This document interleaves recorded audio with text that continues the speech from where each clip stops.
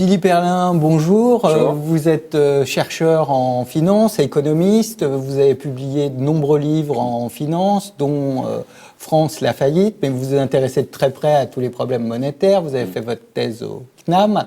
Et actuellement, eh bien, l'actualité est très riche. Et les téléspectateurs de TV Liberté aimeraient bien comprendre un peu ce qui se passe autour du franc suisse.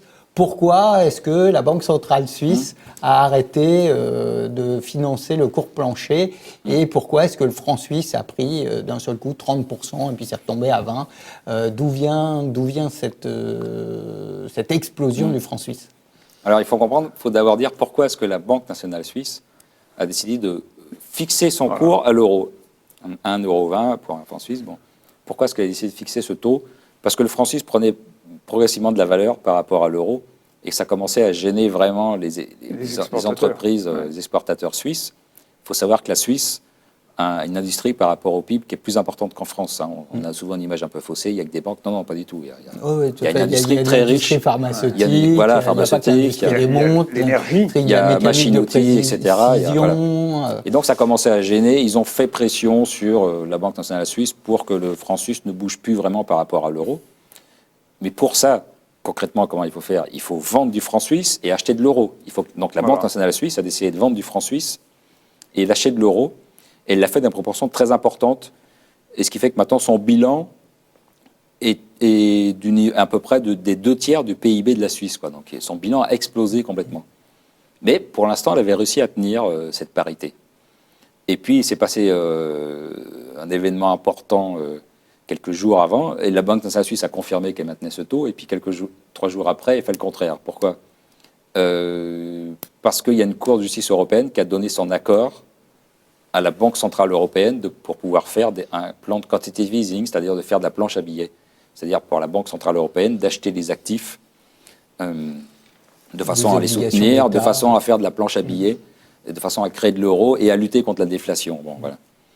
Et là, la Banque nationale suisse s'est dit, mais s'il y a encore plus d'euros qui sont créés, ça va encore faire baisser la valeur, et donc il va falloir que moi, je dépense encore plus d'argent pour défendre cette parité, et c'est plus possible, quoi. Donc elle a essayé du jour au lendemain d'arrêter. Alors pourquoi du jour au lendemain? Si elle avait prévenu les marchés en disant, attention, dans quelques temps, je vais peut-être... le franc suisse aurait été attaqué. Bon. Donc elle a préféré prendre les marchés par surprise, et ça a provoqué un mini-crack, donc une forte hausse du franc suisse, et puis une baisse de la bourse en Suisse, et puis pas mal de mouvements sur les marchés financiers. Bon. Et peut-être vous pourriez expliquer pourquoi toutes les actions... Alors les actions ont baissé. Les actions ont baissé parce que les investisseurs ont considéré que comme le franc suisse va monter, le prix des produits suisses va monter de la même proportion. Ceci dit... donc ils se vendront moins bien. Donc ils se vendront moins bien, voilà. Ceci dit, moi je pense que c'est une erreur parce que si vous prenez une entreprise comme Nestlé, ils fabriquent peut-être 2 ou 3% de leur chiffre d'affaires en Suisse même, quoi. C'est un groupe alimentaire. Les groupes alimentaires, ils fabriquent dans les zones où ils vendent.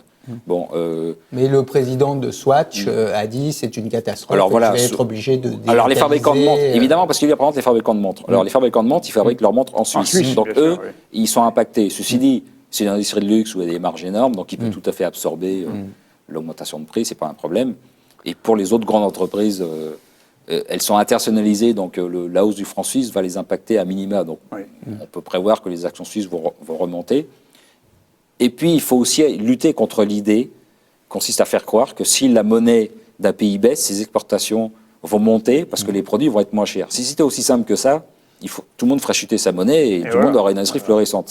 Quand on regarde dans l'histoire, c'est plutôt les pays qui ont des monnaies fortes, solides, stables, comme l'Allemagne, la Suisse, qui leur permet d'avoir une industrie solide. C'est pas du tout contradictoire. Mais il y a des pays, alors inversement, les pays asiatiques, le Japon, de 45 à 90 a une monnaie faible, les Chinois manipulent leur monnaie à la baisse en s'accrochant de manière artificielle au dollar. Donc les pays asiatiques démontrent à contrario qu'ils se débrouillent pour avoir des monnaies faibles pour prendre des parts de marché. Mais alors, ce qui n'importe pas pour exporter. Oui, mais ça c'est différent aussi. C'est que ces pays-là, enfin, c'est pas vraiment ce qui concerne la Chine, ils sont spécialisés dans des produits à faible valeur ajoutée.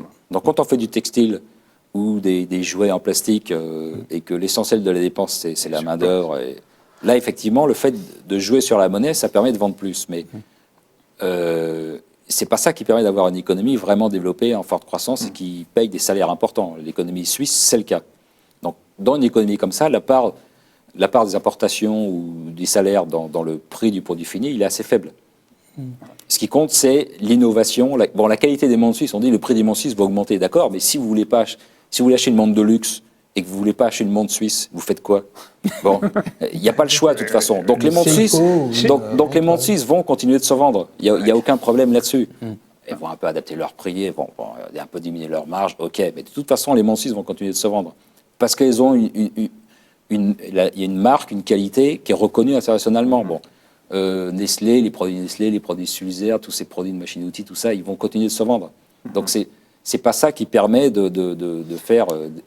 Et moi, je vous prends le pari que le franc suisse va se remettre à monter progressivement par rapport aux autres monnaies. Moi, je vous prends le pari qu'il n'y aura aucune influence sur l'économie suisse, que le taux de chômage ne montera pas. Mais que les exportations ne diminueront pas. Exactement. On prend les paris que la bourse suisse va se remettre à monter. Voilà, donc.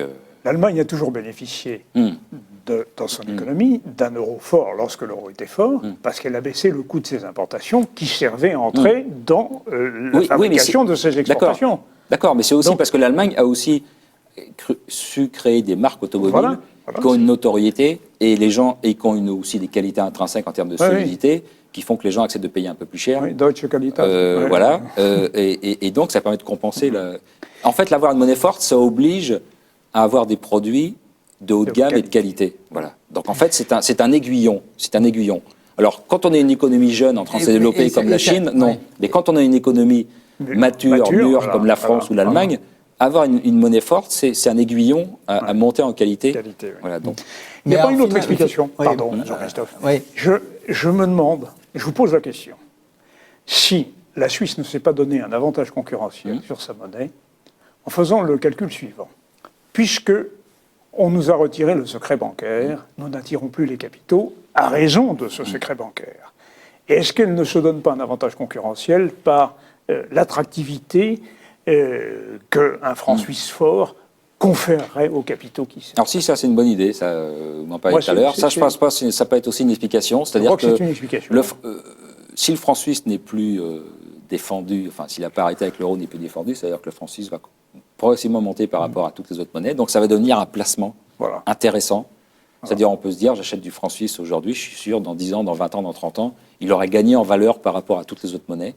Et ça va devenir un placement en soi.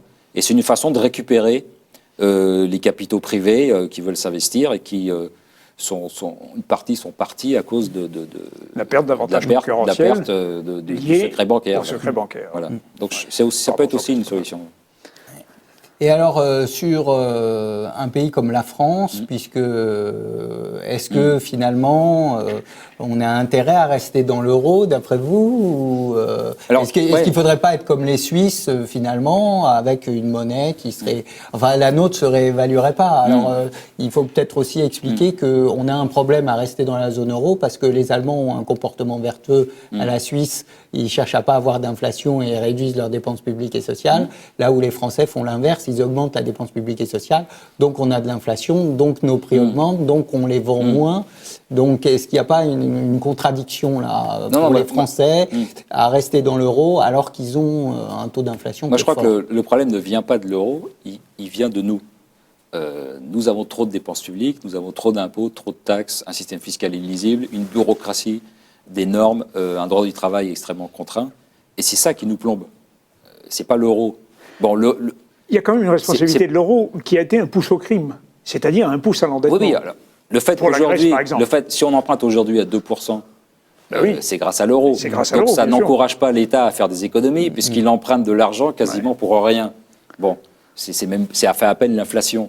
Ouais. Donc c'est comme si on empruntait à 0%. Voilà. Donc évidemment, dans ce sens-là, l'euro est une mauvaise influence, parce qu'il ne pousse pas à faire... crime, pour les États. Voilà. Mais je veux dire, c'est pas l'euro, c'est pas la faute de l'euro lui-même, c'est quand même nous, États, gouvernements successifs, qui ne parvenons pas à faire des vraies réformes, parce qu'il faut quand même comprendre, on nous parle d'austérité en permanence, il faut quand même comprendre que les dépenses publiques en France n'ont jamais diminué. Bon, donc il n'y a pas d'austérité pour l'État. Il y en a pour les Français, pour les entreprises, il y en a trop d'ailleurs, c'est pour ça que les entreprises ne peuvent plus investir, et donc elles ne peuvent pas monter en gamme. Et donc elles subissent d'autant plus un euro fort. Mais si les entreprises françaises pouvaient investir, on a beaucoup la France a un grand nombre de secteurs dans lesquels, aussi bien technologie que art de vivre, luxe et compagnie, où on a des gisements de croissance très importants, quoi. Et on pourrait avoir beaucoup plus de croissance et d'emplois si les entreprises françaises pouvaient investir dans ces secteurs-là. Et on ne peut pas le faire à cause du contexte extrêmement défavorable pour les investisseurs, les détenteurs de capitaux en France, quoi. Donc le problème, c'est ça, le fait de dire on repasse au franc et on dévalue le franc, puis on va s'en sortir. Je signale justement à ceux qui pensent ça que l'euro, il a déjà perdu à peu près 15% de sa valeur par rapport au dollar, et donc par rapport aussi, au yuan, parce que le yuan est bloqué. Donc on a gagné en compétitivité, soi-disant, par rapport au yuan, par rapport à toutes les monnaies asiatiques quasiment. Il y a beaucoup de monnaies d'Amérique du Sud qui sont fixées au dollar. Est-ce qu'on voit un effet? Nullement. Ah oui. Nullement. On ne voit aucun effet sur la balance commerciale. Pas d'effet. On ne voit pas des usines qui se mettent à se construire en France. Donc ça prouve bien que ce n'est pas ça la clé du problème. La clé du problème, c'est vraiment favoriser l'entrepreneuriat, favoriser l'entreprise en France.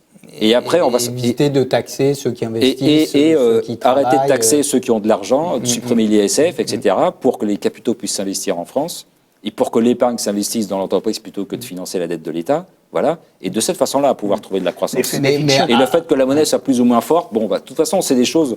On est dans un régime de change flottant. Bon, c'est comme ça, on peut le déplorer. On a sorti de Bretton Woods, on n'est plus fixé à l'or. Ok, on peut le déplorer, mais c'est la réalité. C'est un fait. Donc, quoi qu'il arrive, les monnaies vont varier plus ou moins.